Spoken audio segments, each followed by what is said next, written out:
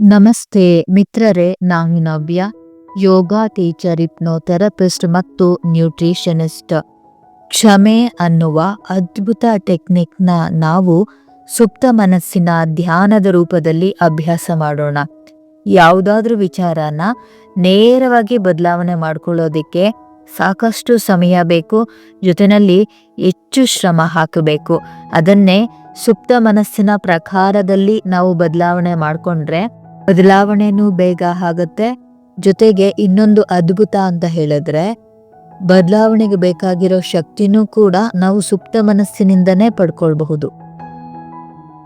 ಈ ಅಭ್ಯಾಸಕ್ಕಾಗಿ ನೀವು ಪೂರ್ವ ಸಿದ್ಧತೆಗೆ ಸಂಬಂಧಪಟ್ಟ ವಿಡಿಯೋನ ನೋಡೋದು ಉತ್ತಮ. 2 ಚೇರುಗಳನ್ನು ತೆಗೆದುಕೊಳ್ಳಿ. ಒಂದು ಚೇರನ್ನ ಗೋಡೆಯ ಪಕ್ಕದಲ್ಲಿಡಿ, ಮತ್ತೊಂದು ಚೇರನ್ನ ನಿಮ್ಮ ಎದುರುಗಡೆ ಇಟ್ಕೊಂಡು ಗೋಡೆಯ ಪಕ್ಕದಲ್ಲಿರುವ ಚೇರಿನ ಮೇಲೆ ಕುಳಿತುಕೊಳ್ಳಿ. ಎದುರುಗಡೆ ಇರುವ ಚೇರಿನ ಮೇಲೆ 2 ಕಾಲುಗಳನ್ನು ನೀಳವಾಗಿ ಚಾಚಿ ಮತ್ತೆ ಶರೀರನ ಪೂರ್ತಿ ಆರಾಮದಾಯಕ ಸ್ಥಿತಿಯಲ್ಲಿ ಸೆಟ್ ಮಾಡ್ಕೊಳ್ಳಿ.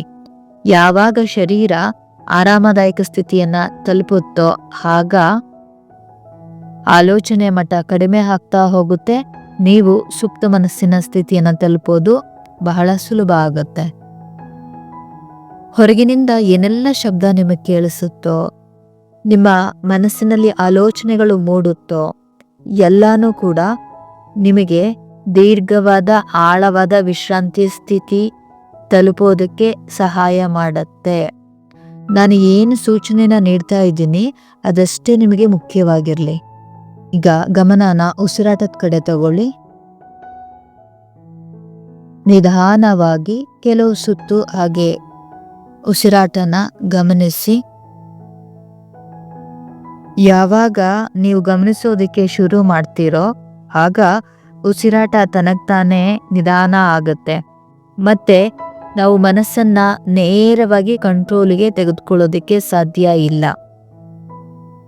ಈಗ ನೀವು ಉಸಿರಾಟನ ಗಮನಿಸ್ತಾ ಇರಬೇಕಾದ್ರೆ ಮನಸ್ಸು ತನಗೆ ತಾನೇನೆ ನಿಮ್ಮ ಕಂಟ್ರೋಲಿಗೆ ಬರುತ್ತೆ.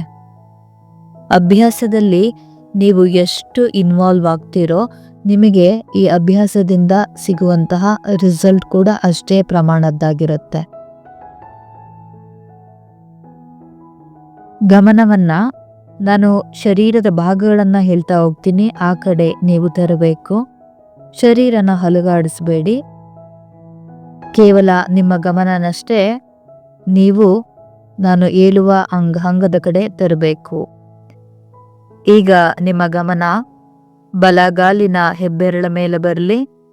ಎರಡನೆಯ ಬೆರಳು, 3, 4, 5, ಪಾದ, ಹಿಮ್ಮಡಿ, ಮೊಣಕಾಲು, ಕಾಲಿನ ಕಂಬ ಹಾಗೂ ಮೀನಿನ ಖಂಡ, ಮಂಡಿಯ ಭಾಗ, ತೊಡೆ, ಪುಷ್ಟ. ಎಡಗಾಲಿನ ಮೇಲೆ ಗಮನ ತಗೊಳ್ಳಿ. ಎಡಗಾಲಿನ ಹೆಬ್ಬೆರಳು, ಎರಡನೆಯ ಬೆರಳು, 3, 4, 5, ಪಾದ, ಹಿಮ್ಮಡಿ, ಮೊಣಕಾಲು, ಕಾಲಿನ ಕಂಬ,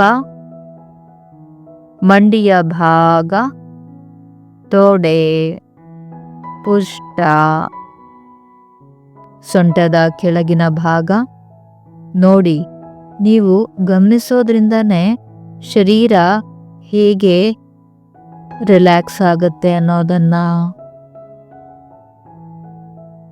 ವಿಶ್ರಾಂತಿ. ಹೊಟ್ಟೆ ಮೇಲೆ ಗಮನ ತಗೊಳ್ಳಿ. ಎದೆಯ ಭಾಗ, ಬೆನ್ನು, ಬಲಗೈ, ಹೆಬ್ಬೆರಳು, ತೋರು ಬೆರಳು, ಮಧ್ಯ, ಹೊಂಗುರ ಮತ್ತೆ ಕಿರುಬೆರಳು, ಹಸ್ತ, ಹಸ್ತದ ಹಿಂಬದಿ, ಮುಂಗೈ, ಮೊಣಕೈ, ತೋಳು, ಮತ್ತು ಭುಜ, ಎಡಗೈ, ಹೆಬ್ಬೆರಳು, ಎರಡನೆಯ ಬೆರಳು, 3, 4, 5, ಹಸ್ತ, ಹಸ್ತದ ಹಿಂಬದಿ, ಮಣಿಕಟ್ಟು, ಮುಂಗೈ, ಮೊಣಕೈ, ಭುಜ, ತೋಳು, ಕತ್ತಿನ ಭಾಗ, ಕುತ್ತಿಗೆ, ಕತ್ತಿನ ಹಿಂಬದಿ. ವಿಶ್ರಾಂತಿ, ವಿಶ್ರಾಂತಿ. ಗಲ್ಲ, ಬಾಯಿಯ ಭಾಗ, ಬಲಗೆನ್ನೆ, ಎಡಭಾಗದ ಕೆನ್ನೆ, ಬಲಗಿವಿ, ಎಡಕಿವಿ, ಮೂಗು, ಬಲಗಣ್ಣು, ಎಡಗಣ್ಣು, ಹಣೆಯ ಭಾಗ, ತಲೆಯ ಮೇಲ್ಭಾಗ ಮತ್ತು ತಲೆಯ ಹಿಂಭಾಗ. Relax and relax.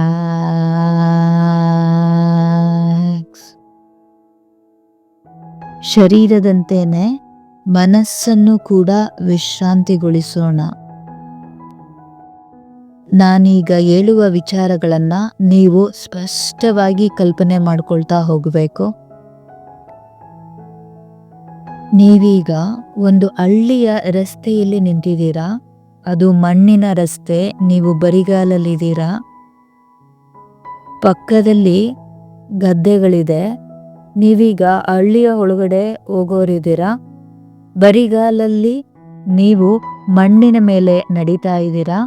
ಆ ಭೂಮಿ ತಾಯಿಯ ಸ್ಪರ್ಶದಿಂದ ಸುತ್ತಲಿರುವ ಹಸಿರಿನ ವಾತಾವರಣ, ತಣ್ಣನೆಯ ಗಾಳಿ, ಹಕ್ಕಿಗಳ ಚಿಲಿಪಿಲಿ, ಇವುಗಳೆಲ್ಲವೂ ಕೂಡ ನಿಮ್ಮ ಶರೀರ ಮತ್ತು ಮನಸ್ಸಿನ ಒಳಗಡೆ ತನಗೆ ತಾನೇನೆ ಹಗುರವಾದ ಭಾವನೆಯನ್ನು ಸೃಷ್ಟಿ ಮಾಡ್ತಾ ಇದೆ.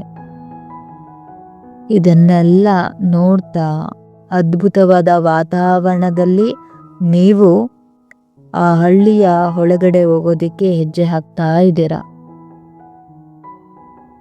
ನಿಮ್ಮ ಒಳಗಡೆ ಹಗುರ ಹಗುರ ಹಗುರತೆ ಸೃಷ್ಟಿಯಾಗ್ತಾ ಇದೆ. ಈಗ ಮನೆಗಳನ್ನು ನೀವು ಗಮನಿಸ್ತಾ ಇದ್ದೀರಾ. ಅಲ್ಲಿರುವ ವ್ಯಕ್ತಿಗಳನ್ನು ನೋಡ್ತಾ ಇದ್ದೀರಾ. ಬೀದಿಯಲ್ಲಿ ಆಡ್ತಾ ಇರುವ ಮಕ್ಕಳನ್ನು ಕೂಡ ಗಮನಿಸ್ತಾ ಹಾಗೆ ಮುಂದೆ ಬಂದು ದೇವಸ್ಥಾನದ ಮುಂದೆ ನಿಂತಿದ್ದೀರಾ. ಈಗ ಒಳಗಡೆ ಬಂದು ಆ ಭಗವಂತನಿಗೆ ಕೈ ಮುಗಿದು, ಈ ಊರಿನಲ್ಲಿ ಒಂದು ಪುಟ್ಟ ನದಿ ಇದೆ.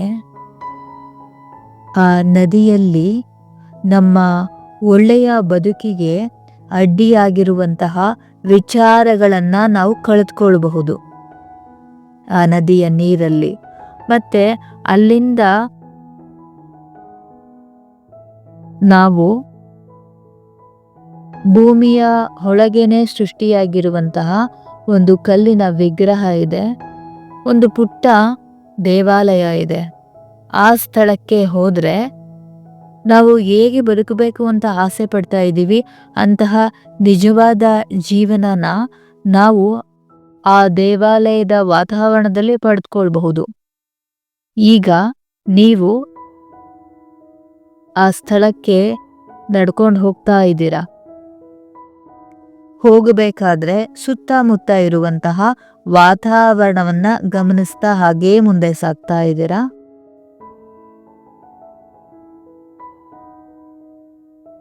ಈಗ ಆ ಪುಟ್ಟ ನದಿ ಹತ್ರ ನೀವು ಬಂದು ನಿಂತಿದ್ದೀರಾ. ನೀರು ತುಂಬಾ ಕಡಿಮೆ ಇದೆ ಹಾಗೂ ಪೂರ್ತಿ ಸ್ವಚ್ಛವಾಗಿದೆ. ನಿಧಾನವಾಗಿ ನೀರಿನ ಒಳಗಡೆ ಇಳಿದು ಪೂರ್ತಿ ಶರೀರವನ್ನ ನೀರಿನ ಒಳಗಡೆ ಹಗುರವಾಗಿ ಬಿಟ್ಟು ಆರಾಮವಾಗಿ ಮಲ್ಕೊಳ್ತಾ ಇದ್ದೀರಾ. ಹಾಗೂ ಆ ಗಂಗಾ ಮಾತೆಯಲ್ಲಿ ಬೇಡ್ಕೊಳ್ತಾ ಇದ್ದೀರಾ, ನನ್ನ ಬದುಕಲ್ಲಿ ಈ ದುಃಖ, ನೋವು, ಕೋಪ, ಅಸಹನೆ, ಬೇಜಾರು, ಭಯ, ಆತಂಕ ಇದನ್ನೆಲ್ಲ ಬಿಟ್ಟು ಹಾಕಿ ಸಂತೋಷ, ನೆಮ್ಮದಿ, ಆರೋಗ್ಯ, ಪ್ರೀತಿ, ನಂಬಿಕೆ ಇದೆಲ್ಲನೂ ಕೂಡ ನಾನು ಅನುಭವಿಸಬೇಕು. ಅದಕ್ಕೆ ನನಗೆ ಅವಕಾಶ ಮಾಡಿಕೊಡು. ಆ ತಾಯಿಯಲ್ಲಿ ನೀವೀಗ ಬೇಡ್ಕೊಳ್ತಾ ಇದ್ದೀರ, ಮತ್ತೆ ಆ ತಾಯಿ ನಿಮಗೆ ಆ ಅವಕಾಶವನ್ನ ನೀಡ್ತಾಳೆ. ಈಗ ಆ ತಾಯಿ ಹೊರಗಡೆ ಶರೀರನ ಮಾತ್ರ ಅಲ್ಲ, ಶರೀರದ ಕಣನೂ ಕೂಡ, ಒಳಗಿನ ಭಾಗನೂ ಕೂಡ ಪೂರ್ತಿ ಸ್ವಚ್ಛಗೊಳಿಸ್ತಾ ಇದ್ದಾಳೆ. ತಲೆಯ ಭಾಗ, ಮುಖ, ಕತ್ತು, 2 ಕೈಗಳು, ಎದೆ, ಹೊಟ್ಟೆ, ಬೆನ್ನು, ಪೂರ್ತಿ ಕಾಲುಗಳು, ಎಲ್ಲ ಭಾಗದಲ್ಲೂ ಕೂಡ ಆ ತಾಯಿ ಅರಿದು ಶರೀರದಲ್ಲಿ ಆರೋಗ್ಯ, ಶಕ್ತಿ ಎರಡೂ ಕೂಡ ಸೃಷ್ಟಿಯಾಗೋದಕ್ಕೆ ತಡೆಯಾಗಿದ್ದ ಎಲ್ಲ ಕಸವನ್ನ ಕಪ್ಪು ರೂಪದಲ್ಲಿ ತನ್ನ ಹೊಡ್ಲಿಗೆ ಹಾಕೊಂಡ್ಲು ಆ ತಾಯಿ. ಈಗ ಅದೆಲ್ಲಾನು ಕೂಡ ಹರಿಯೋ ನೀರಿನ ಜೊತೆ ಹರಿದು ಹೋಗ್ತಾ ಇದೆ.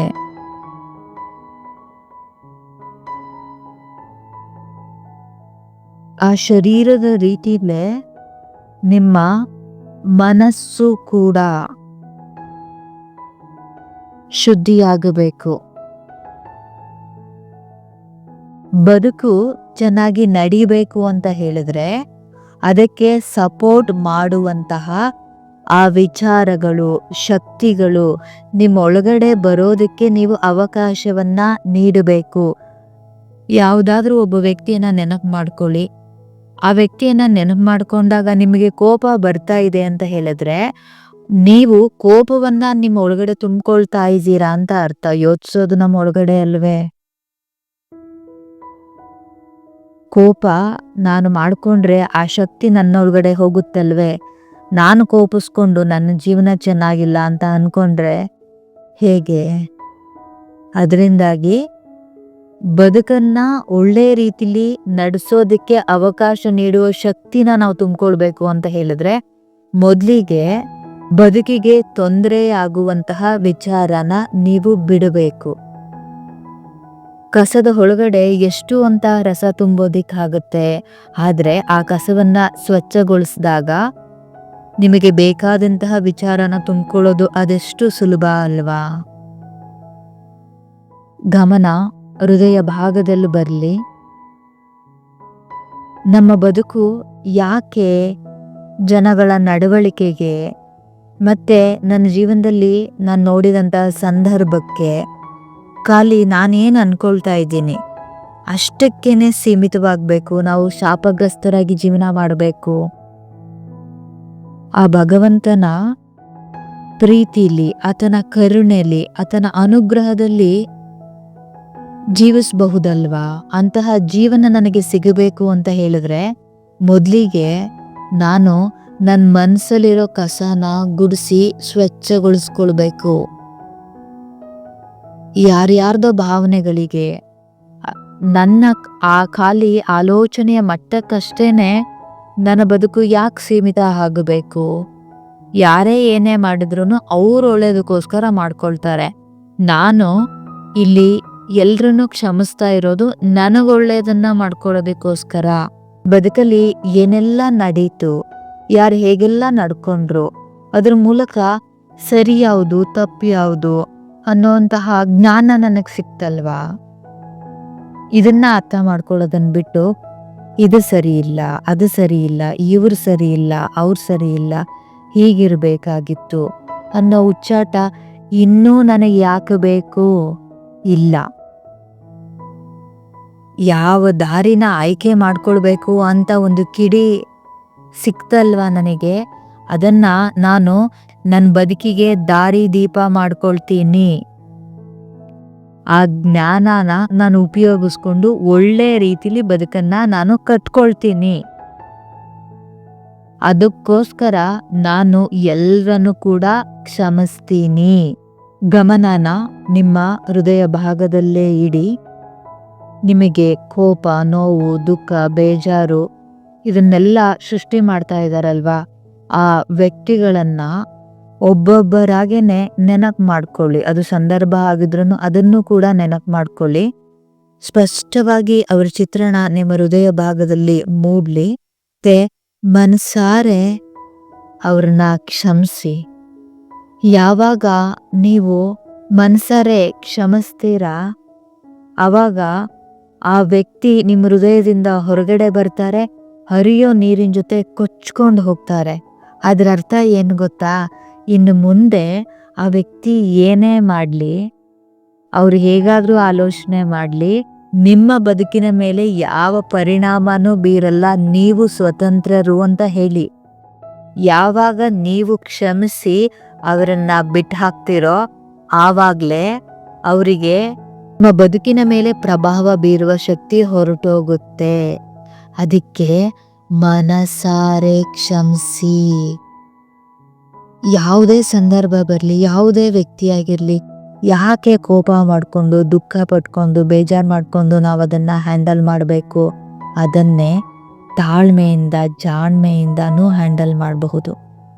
ಅವಶ್ಯಕತೆ ಇಲ್ಲ ಅಂತ ಹೇಳಿದ್ರೆ ಬಿಟ್ಟು ಹಾಕಿ ಬದುಕಬಹುದು. ಇಷ್ಟು ಚೆನ್ನಾಗಿ ಬದುಕೋದಿಕ್ಕೆ ಆಸೆ ಇದೆ ಅಲ್ವಾ? ಅದಕ್ಕೋಸ್ಕರ ಮನಸಾರೆ ಕ್ಷಮಿಸಿ. ಈಗ ಒಬ್ಬೊಬ್ಬ ವ್ಯಕ್ತಿಗಳನ್ನ ನೆನಪು ಮಾಡಿಕೊಂಡು ಕ್ಷಮಿಸ್ತಾ ಬನ್ನಿ. ನೀವು ಕ್ಷಮಿಸಿದ್ದೀನಿ ಅಂತ ಮನಸಾರೆ ಹೇಳ್ಕೊಂಡಾಗ ಆ ವ್ಯಕ್ತಿ ಹೃದಯ ಭಾಗದಿಂದ ಹೊರಗಡೆ ಬಂದು ಹರಿಯೋ ನೀರಿನ ಜೊತೆ ಹರ್ಕೊಂಡು ಹೋಗ್ತಾರೆ. ಅದನ್ನ ಸ್ಪಷ್ಟವಾಗಿ ನೋಡಿ.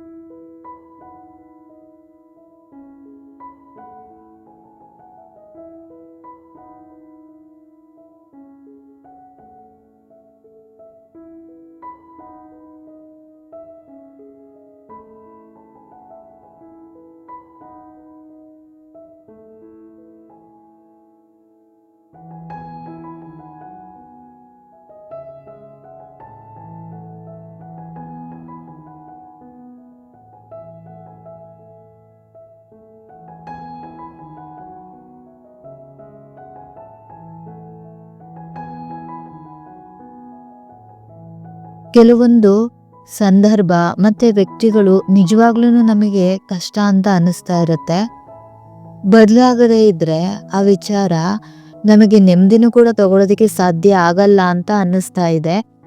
ಬದಲಾವಣೆ ಮಾಡೋದಕ್ಕೆ ನಮ್ಮ ಕೈಲಿ ಸಾಧ್ಯನೇ ಆಗ್ತಾ ಇಲ್ಲ. ಪ್ರಯತ್ನ ಮಾಡ್ತಾ ಇಲ್ಲ ಅಂತ ಇಲ್ಲ, ಆದ್ರೆ ಪ್ರಯೋಜನ ಆಗ್ತಾ ಇಲ್ಲ. ಅಂತಹ ಬದಲಾವಣೆಗೆ ನಾವು ಆ ವ್ಯಕ್ತಿಗಳಿಗೆ ನೇರವಾಗಿ ಅಲ್ಲ, ಅವರ ಆತ್ಮಕ್ಕೆ ನಿವೇದನೆಯನ್ನ ಮಾಡ್ಕೊಳ್ಬೇಕು. ಅವರ ಆತ್ಮಕ್ಕೆ ನಮಗೆ ನಿಜವಾಗ್ಲೂ ಏನ್ ಕಷ್ಟ ಆಗ್ತಾ ಇದೆ, ವಾಸ್ತವದಲ್ಲಿ ಯಾವ ರೀತಿ ಪರಿಸ್ಥಿತಿ ಅವರಿಂದ ಸೃಷ್ಟಿ ಆಗ್ತಾ ಇದೆ, ಅದರಿಂದ ಎಷ್ಟೆಲ್ಲ ಲಾಸ್ ಆಗ್ತಾ ಇದೆ, ನೋವಾಗ್ತಾ ಇದೆ, ದುಸ್ಥಿತಿಗೆ ನಾವು ಹೋಗ್ತಾ ಇದ್ದೀವಿ ಅನ್ನೋದನ್ನ ಅರ್ಥ ಮಾಡಿಸಬಹುದು. ಜೊತೆಗೆ ಕೆಲವರು ಸಹಾಯದ ಅಗತ್ಯತೆ ಇದೆ, ಆದರೆ ಅವರು ಸಹಾಯ ಮಾಡೋದಕ್ಕೆ ರೆಡಿ ಇಲ್ಲ. ಆ ಒಂದು ಸಹಾಯವನ್ನ, ಆ ಬದಲಾವಣೆಯನ್ನ ಆ ವ್ಯಕ್ತಿಯಲ್ಲಿ ನಾವು ಅವರ ಆತ್ಮಕ್ಕೆ ನಿವೇದನೆ ಮಾಡ್ಕೊಳ್ಳೋದ್ರ ಮೂಲಕ ಪಡ್ಕೊಳ್ಬಹುದು.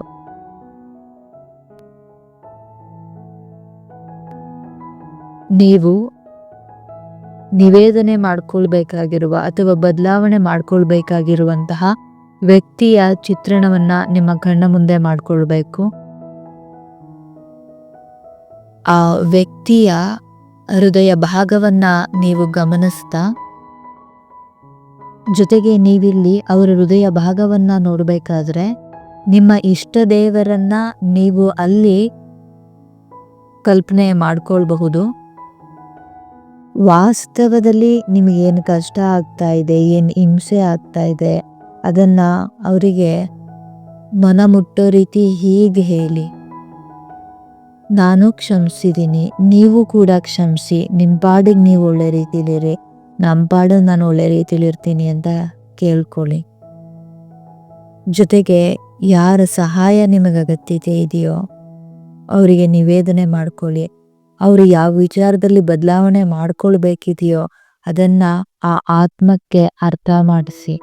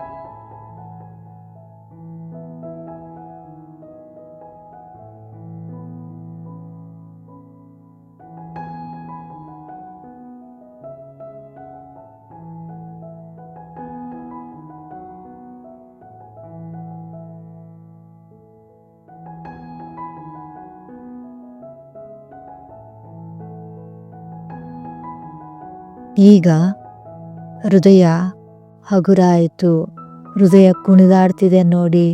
ಅಯ್ಯೋ, ಇಷ್ಟು ದಿನ ನನ್ನ ಕೆಲಸ ಮಾಡ್ಕೊಳ್ಳೋದಕ್ಕೆ ನನಗೆ ಆಗ್ತಾ ಇರಲಿಲ್ಲ, ಈಗ ಈ ಎಲ್ಲ ವಿಚಾರನೂ ಖಾಲಿ ಆದಮೇಲೆ ನನ್ನ ಕೆಲಸನ ನಾನು ಆರಾಮವಾಗಿ ಮಾಡ್ಕೊಳ್ಬೋದಪ್ಪ, ನಿಮಗೇನೆ ಅದು ಥ್ಯಾಂಕ್ಸ್ ಅಂತ ಹೇಳ್ತಾ ಇದೆ. ಈಗ ಗಮನ ನಿಮ್ಮ ಹೊಟ್ಟೆಯ ಭಾಗಕ್ಕೆ ಬರಲಿ. ಬದುಕು ನಾವು ಒಬ್ಬರೇ ಅಲ್ಲ, ಇಲ್ಲಿ ಬೇರೆಯವ್ರ ಜೀವನನೂ ಇದೆ. ಇಲ್ಲಿ ಏನೇ ನಡೆದ್ರೂ ಅದರಲ್ಲಿ ನಮ್ಮ ಉಳಿತನ್ನು ಕೂಡ ಭಗವಂತ ಯೋಚನೆ ಮಾಡಿರ್ತಾನೆ. ನಮಗೆ ಸಹಾಯ ಮಾಡೋರಿರ್ಲಿ ಇಲ್ಲದೇ ಇರಲಿ, ನಮಗೇನೆ ನಮ್ಮನ್ನ ಕಾಪಾಡ್ಕೊಳ್ಳೋಕೆ ಆಗದೆ ಹೋಗ್ಲಿ, ಆಗ್ಲೂ ಕೂಡ ನಮ್ಮನ್ನ ಕಾಪಾಡೋದಕ್ಕೆ ಭಗವಂತ ಇದ್ದಾನೆ. ನಮ್ಮಿಂದ ಸಾಧ್ಯ ಆಗದೇ ಇದ್ದಾಗ ಆ ಭಗವಂತನ ಹತ್ರ ನಾವು ನಿವೇದನೆಯನ್ನ ಮಾಡ್ಕೊಂಡ್ರೆ ಖಂಡಿತ ಅವನು ಕಾಪಾಡ್ತಾನೆ. ಈಗ ಆ ಹೊಟ್ಟೆಯ ಭಾಗದಲ್ಲಿ ಆ ಭಗವಂತನ ಶಕ್ತಿ ಅರಿಯೋದಕ್ಕೆ ಅವಕಾಶ ನೀಡಿ. ನಿಮ್ಮ ಶರೀರದ ಮನಸ್ಸಿನ ಅಣುವಿನಲ್ಲೂ ಕೂಡ ಆ ಭಗವಂತನನ್ನ ಬರಮಾಡ್ಕೊಳ್ಳಿ. ಭಗವಂತ ಅಂದ್ರೆ ಯಾರು? ನಿಮ್ಮ ಬದುಕಲ್ಲಿ ನೀವು ನೋಡುವಂತಹ ಸಂತೋಷ, ಪ್ರೀತಿ, ಆರೋಗ್ಯ, ಹಣ, ನಂಬಿಕೆ ಎಲ್ಲಾನು ಕೂಡ ಭಗವಂತನೇ. ಯಾವಾಗ ಬದುಕನ್ನ ಕಾಪಾಡೋ ವಿಚಾರನ ನಿಮ್ಮ ಒಳಗಡೆ ನೀವು ತುಂಬಿಕೊಂಡ್ರೋ ಆಗ ಬದುಕು ನಿಮಗೆ ಹೇಗೆ ಬೇಕೋ ಹಾಗೆ ಸೃಷ್ಟಿಯಾಯಿತು. ಬದುಕು ನಿಮಗನುಗುಣವಾಗಿ ನಡೆಯುವಂತಹ ಸಮಯ ಬಂತು. ಈಗ 10 ಮೆಟ್ಟಿಲುಗಳನ್ನು ಇಳಿದು ನೀವು ಹೋದರೆ ಅಲ್ಲೊಂದು ಪುಟ್ಟ ದೇವಾಲಯ ಇದೆ. ಮತ್ತೆ ಅಲ್ಲಿ ಇರುವಂತಹ ಒಂದು ವಾತಾವರಣದಲ್ಲಿ ನೀವು ಹೇಗೆ ಬದುಕಬೇಕು ಅಂತ ಆಸೆ ಪಡ್ತಾ ಇದ್ರೋ ಅಂತಹ ಒಂದು ಬದುಕಿದೆ. ಈ ಮೆಟ್ಟಿಲನ್ನ ಇಳಿದ ನಂತರ ನೀವು ಆ ಲೋಕನ ತಲುಪಬಹುದು. ಕಣ್ಮುಂದೆ ಇರುವಂತಹ ಮೆಟ್ಟಿಲು ಅಮೃತ ಶಿಲೆಯಿಂದ ಮಾಡಿದೆ. ನಾನು ಹೇಳುವಂತಹ ಸಂಖ್ಯೆಗಳು ಆ ಮೆಟ್ಟಿಲ ಮೇಲೆ ಬರೆದಿದೆ. 10, 9,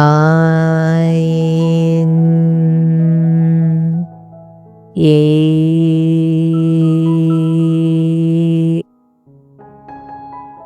7,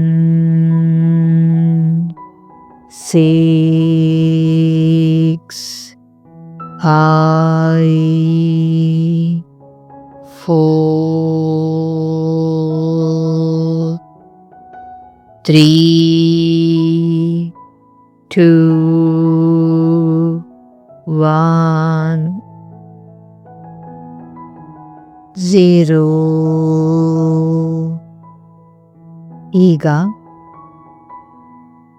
ಅಲ್ಲಿ ನಿಮ್ಮ ಇಷ್ಟ ದೇವರ ವಿಗ್ರಹ ಇದೆ. ಆ ಭಗವಂತನಿಗೆ ನಮಸ್ಕರಿಸಿ. ನೀವು ಬಯಸಿದಂತಹ ಜೀವನ ಈಗ ನಿಮ್ಮದಾಗಿದೆ. ಕೆಲವು ಕ್ಷಣ ಮನಃಪೂರ್ವಕವಾಗಿ ಅದನ್ನ ಅನುಭವಿಸಿ.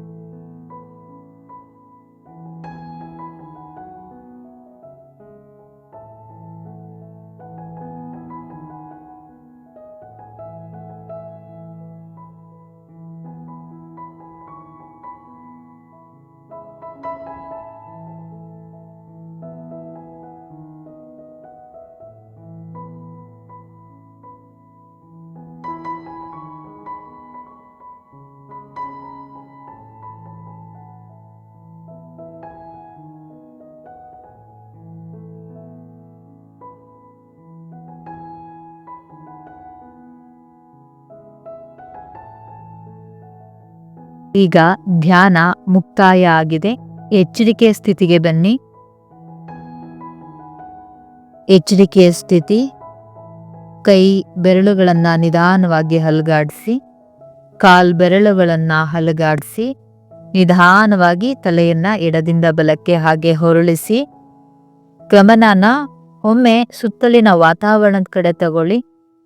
ಪೂರ್ತಿ ಎಚ್ಚರಿಕೆ ಸ್ಥಿತಿಗೆ ಬನ್ನಿ.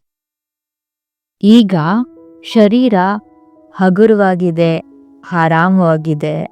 ಮನಸ್ಸು ನೆಮ್ಮದಿಯಾಗಿ, ಸಂತೋಷವಾಗಿ, ಉಲ್ಲಾಸಭರಿತವಾಗಿದೆ. ನೀವು ಧ್ಯಾನದ ಒಳಗಡೆ ಏನು ಅನುಭವಿಸಿದ್ರಿ ಅದೆಲ್ಲಾನೂ ನಿಜ. ನೀವು ಅಲ್ಲಿ ಸೃಷ್ಟಿಸಿಕೊಂಡಿದ್ದು ನಿಮ್ಮ ನಿಜ ಜೀವನದಲ್ಲಿಯೂ ಕೂಡ ಸೃಷ್ಟಿಯಾಗತ್ತೆ. ಶರೀರದಲ್ಲಿ ಮತ್ತು ಮನಸ್ಸಿನಲ್ಲಿ ನೀವು ಏನನ್ನ ಅನುಭವಿಸಿದ್ರಿ, ಎಕ್ಸ್ಪೀರಿಯನ್ಸ್ ಮಾಡಿದ್ರಿ, ನಿಜ ಜೀವನದಲ್ಲೂ ಈ ಕ್ಷಣ ನೀವು ಹೇಗೆ ಎಕ್ಸ್ಪೀರಿಯನ್ಸ್ ಮಾಡ್ತಾ ಇದ್ದೀರೋ ನಿಮ್ಮ ಬದುಕಿನಲ್ಲಿಯೂ ಕೂಡ ಎಲ್ಲ ವಿಚಾರಗಳನ್ನು ನಿಜವಾಗಿಯೂ ಕೂಡ ಎಕ್ಸ್ಪೀರಿಯನ್ಸ್ ಮಾಡ್ತೀರಾ. ಎಲ್ಲರಿಗೂ ಕೂಡ ಒಳ್ಳೆಯದಾಗಲಿ.